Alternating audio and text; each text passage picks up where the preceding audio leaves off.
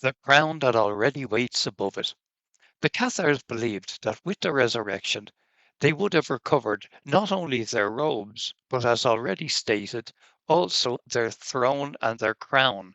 These regal emblems could refer to the line in Revelation that says, "Be faithful unto death, and I will give you the crown of life." Dante will also be crowned, even with the double kingly and priestly crown, and Virgil will say of him, "You'll see plainly, he's meant to reign with all the righteous." It's not about entering or dwelling, page 117, in the kingdom of the blessed, as it is usually glossed.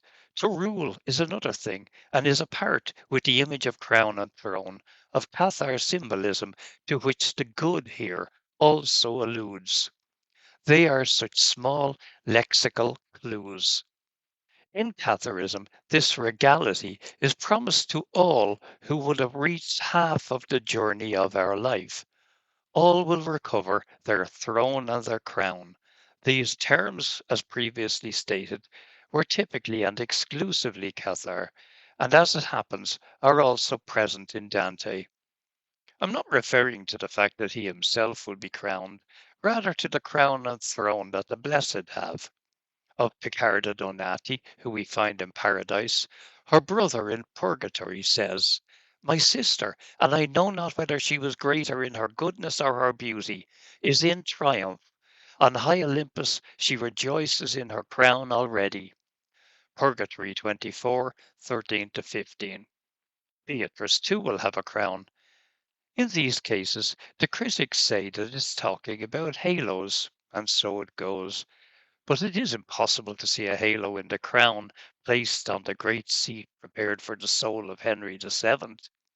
And in that seat on which your eyes are fixed, because a crown already waits above it, shall sit the soul of noble Henry, he who is on earth to be imperial. He shall show Italy the righteous way.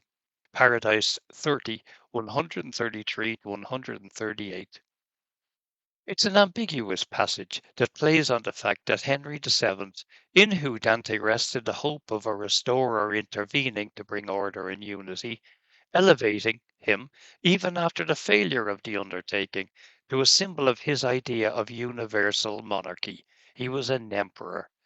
Being an emperor, the presence of the crown allows for, page 118, an orthodox reading.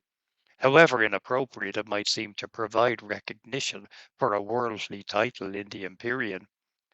But if the character for whom the crown was already in place had not been a king, the image created by Dante would have been too manifestly Cathar.